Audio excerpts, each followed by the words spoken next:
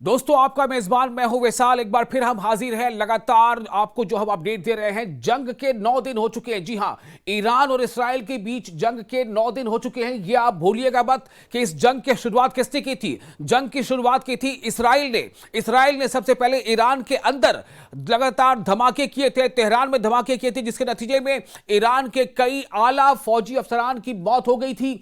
लेकिन अब आपको बता दें कि जो जंग का जो अब हाल है, जैसे जैसे दिन गुजर रहे हैं, पासा पलटता जा रहा है। पासा इस तरह से पलट रहा है कि इसराइल ने शायद सोचा नहीं होगा कि ईरान की तरफ से इतनी जबरदस्त जो है इसका रिएक्शन होगा। ईरान की तरफ से जो जबरदस्त रिएक्शन हुआ है, सबसे बड़ी बात आपको यह बता दें कि जंग का 9वां दिन है और सबसे अहम यह जानना है कि इसराइलियों में बड़ी तादाद में अब भगदड़ सी मच गई है। यानी कि चाहे वो तेल अवीव हो या हाइफा हो, हाइफा तो पोर्ट सिटी है, वहां तो जबरदस्त नुकसान पहुंचाइए ही, जो माइशत को नुकसान पहुंचे इसराइल को। सबसे बड़ी अहम बात यह बता रहे आपको जा रहे हैं कि कई रिपोर्ट्स ऐसी आ रही हैं जिससे यह पता चल रहा है कि इसराइलियों में भगदड़ है। इसराइली शहरी इसराइल को छोड़कर अपने मुल्क को छोड़कर जा रहे हैं। आपको पता है कि एयरपोर्ट्स बंद है, लेकिन उसके बावजूद खबरें आ रही हैं कि समंदर के रास्ते से इसराइली शहरी जो है वो अपने मुल्क को छोड़कर जाने पर मजबूर है। ऐसा नहीं है कि तमाम शहरी, लेकिन अगर इसमें से 10-15% भी ऐसा करते हैं तो आप इससे अंदाजा लगाइए कि इसराइली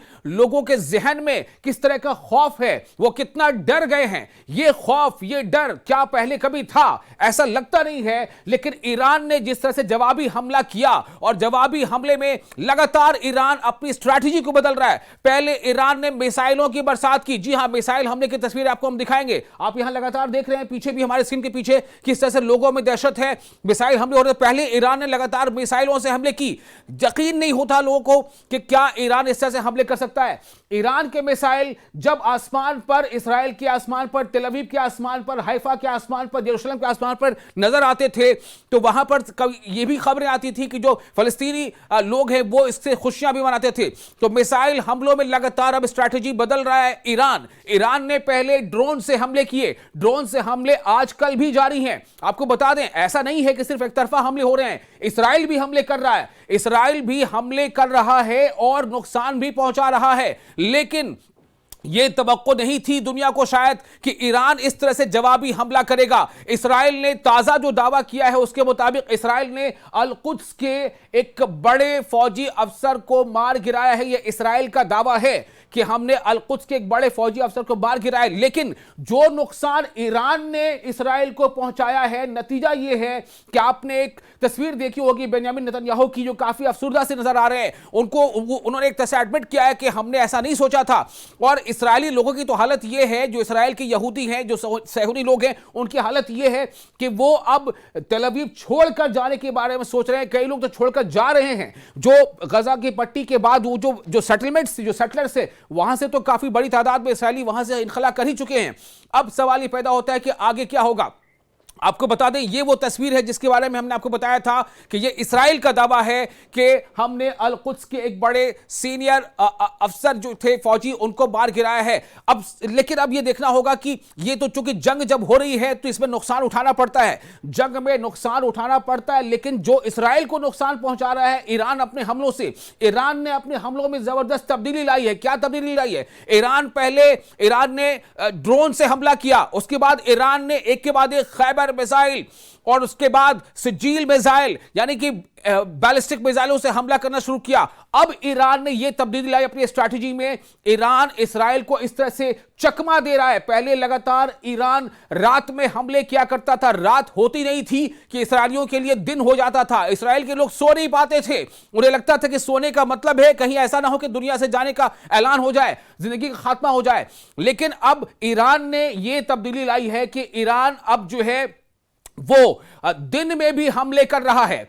ईरान ने दिन में भी हमले कर रहा। देखिए हाइफा की तस्वीरें, आप सोच सकते हैं क्या ये हाइफा की वो तस्वीर है? ये सरकारी इमारतें हैं, इसराइल के शहर हाइफा की सरकारी इमारत का ये हाल कर दिया है ईरान ने। और ये जो तस्वीर आप देख रहे हैं इस वक्त, ये न्यूयॉर्क टाइम्स में एक रिपोर्ट आई है। उस रिपोर्ट के मुताबिक जो हाइफा के तमाम सरकारी ज्यादातर जो बिल्डिंग्स हैं, जो इमारतें हैं, उसको ईरानी हमले में नुकसान पहुंचा है। अब आप सोचिए, न्यूयॉर्क टाइम्स की रिपोर्ट में ये बात सामने आ रही है। इससे क्या अंदाजा लग सकता है कि इस्राइल ने कभी नहीं सोचा था शायद कि ईरान इतना जबरदस्त हमले करेगा। एक दिन पहले हमने आपको यह भी दिखाया था किस तरह से माइक्रोसॉफ्ट की बिल्डिंग पर भी हमला हुआ था। बताया जा रहा था कि दरअसल माइक्रोसॉफ्ट की बिल्डिंग से ये इसको फौज को इस तरह से मदद मिलती थी कि एआई के जरिए से जो सिग्नल इंटेलिजेंस होती है उसके जरिए से फौज को फायदा पहुंचाया जा रहा था, डेटा ट्रांसमिशन को लेकर के या और दूसरे तरीकों से उसको भी निशाना बना ईरान ने। तो ईरान ने अब क्लस्टर बम का इस्तेमाल शुरू कर दिया है, यानी कि अब आपको ईरान की तरफ से इस्राइल के आसमानों पर ज्यादा मिसाइलें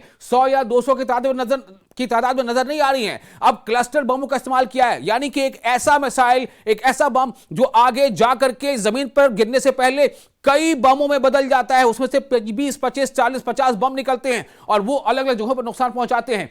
ये आप देखिए किस तरह से उसको इंटरसेप्ट किया जाता है। इंटरसेप्ट करने की जो कोशिश है उसे भी इशारे होती है, क्योंकि जब आप करीब आते हैं, इससे पहले कि जब आपका मिसाइल इंटरसेप्ट हो, वो अचानक जो है वो 2 टुकड़े में बढ़ता है, उसमें से कई बम निकलते हैं और वो 10, 20, 50 बम भी हो सकते हैं, तो वहां पर उसका इंटरसेप्ट करना मुश्किल होता है। तो ईरान ने ये नई स्ट्रैटेजी जो अपनाई है, इस नई स्ट्रैटेजी ने फिर इस्राइल को और इसराइलियों को परेशान कर दिया है। हालांकि मैंने जैसा कि बताया कि जंग अगर होती है तो दोनों तरफ से नुकसान होता है, ताली बजती है तो दोनों हाथ लगते हैं। इसी तरह से जंग में नुकसान हो रहा है, लेकिन इसराइल ने तो चूंकि हमला किया था, इसराइल ने हमले की शुरुआत की, तो इसराइल ने कहीं ना कहीं अपनी तैयारी कर रखी थी। लेकिन इसराइल को इस बात का जरा भी शायद अंदाजा नहीं था कि ईरान की तैयारी इतनी जबरदस्त होगी, ईरान इतनी जबरदस्त तरीके से हमला करेगा।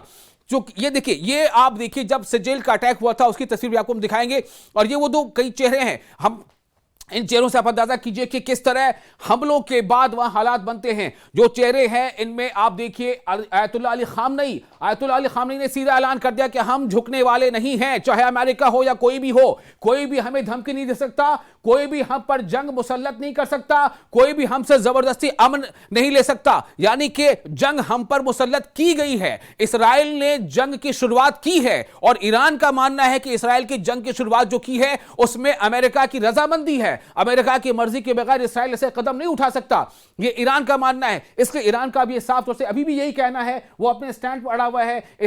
ईरान के जो नेता आयतुल्ला अली खामनेई, उनका कहना है कि जंग बंदी या सीज फायर की ऐसी कोई बात अभी हमारी तरफ से नहीं हो सकती, हम अमेरिका के साथ बातचीत अभी नहीं कर सकते, क्योंकि अमेरिका ने अपना एतमाद खो दिया है। एक तरफ जब अमेरिका के साथ अमान में लगातार बातचीत कर रहे थे जौहरी मामले पर, और छठे राउंड की बातचीत होनी थी, उससे पहले इसराइल हमला कर देता है, और इस बात की जानकारी अमेरिका को रहती है, क्योंकि खुद डोनाल्ड ट्रंप ने कहा था कि हम अमेरिका इसमें शामिल नहीं, लेकिन हमें इसकी जानकारी थी। तो ईरान का यह मानना है कि चूंकि अमेरिका की यह जानकारी में पहले से यह बात थी, इसलिए ईरान किसी भी तरह झुकने को तैयार नहीं। लेकिन आपको यह बता दें कि काफी जबरदस्त नुकसान पहुंचाया है ईरान ने अपने हमलों से। पहले ड्रोन हमले, फिर मिसाइल हमले, फिर बैलिस्टिक मिसाइल हमले, फिर इसी बीच सिजील मिसाइल का टेस्ट फायर किया जाना, जो इंटर कॉन्टिनेंटल बैलिस्टिक मिसाइल है।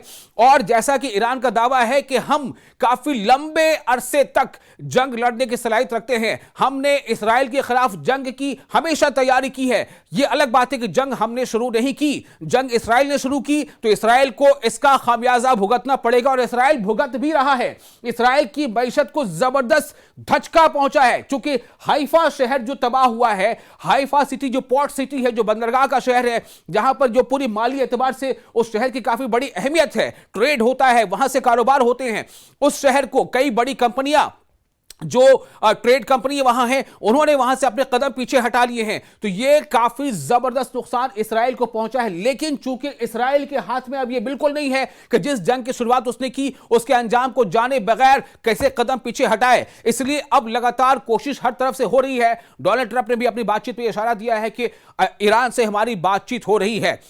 ये आप देखिए, न्यूक्लियर साइट्स जो हैं उनको भी निशाना बनाया है, इसराइल भी न्यूक्लियर साइट्स को निशाना बना रहा है, तेहरान में, इस्फहान में, नतांज में, यानी कि नतांज और खासतौर से जो इस्फहान है, और दूसरी तरफ उसके निशाने पर, यानी ईरान के निशाने पर भी इसराइल के मराकिज हैं। जी हां, ईरान के निशाने पर आईडीएफ है, ईरान के निशाने पर माइक्रोसॉफ्ट की वो बिल्डिंग है जहां से वो मिलिट्री को मदद करता था अपने सिग्नल इंटेलिजेंस के जरिए से, एआई के जरिए से। ईरान के निशाने पर वो सुराका का वो अस्पताल है जिस अस्पताल के नीचे, जिस अस्पताल के जेर जमीन इस्राएली फौजी अड्डे हुआ करते थे। ये ईरान का दावा है। तो ईरान ने भी कहीं ना कहीं पूरी तैयारी कर रखी है। ईरान को बखूबी पता है, ईरान के हमलों से यह जाहिर हो रहा है कि ईरान को यह बखूबी पता है कि इस्राएल के कौन कौन से मराकज कहां कहां पर हैं, कौन कौन सा अहम आईडीएफ का सेंटर है, कौन कौन सा अहम जो है उसके सैन्य ठिकाने हैं, कौन कौन से अहम उसके न्यूक्लियर तंसीबात हैं। ये पूरी जानकारी ईरान के पास है। और इसीलिए अब ये जो ताजा जानकारी आपको बता दें कि जो गुज़िश्ता रात में जो हमले हुए थे, गुज़िश्ता रात में बेशक इस्राएल ने हमला किया और इस्फहान को निशाना बनाया, इस्फहान के न्यूक्लियर मरकज को निशाना बनाया, लेकिन उसके अगले ही दिन सुबह न्यूक्लियर साइट्स को उसके साथ साथ कई ऐसे मराकज को ईरान ने निशाना बनाया है। ईरान ने कई ऐसे इस्राएली मरकज को निशाना बनाया जिसके नतीजे में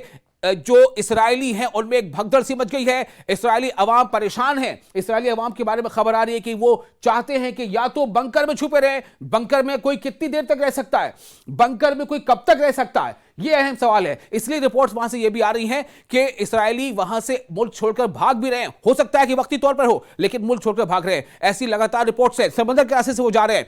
तो अब सवाल ये पैदा होता है कि एक तरफ जहां इस्तांबुल में ओआईसी के जितने भी ममालिक हैं उनके वज़राए खारजा की वहां मीटिंग हो रही है। इसमें खास तौर से इस बात को पर गौर ख्वास किया जा रहा है कि जो हालात वहां बने हैं वो कैसे हैं। आपको बता दें, तुर्की जिसके सदर है रजब तैयब अर्दगान, तुर्की ने जो है इससे कंडेम किया है, बहुत सख्त अल्फाज में कहा है कि इस्राइल अपनी जारहाना अज़ाइम को जो है बंद करे, वरना इलाके के लिए, ये इलाके की सलामती के लिए कहीं से भी बेहतर नहीं होगा।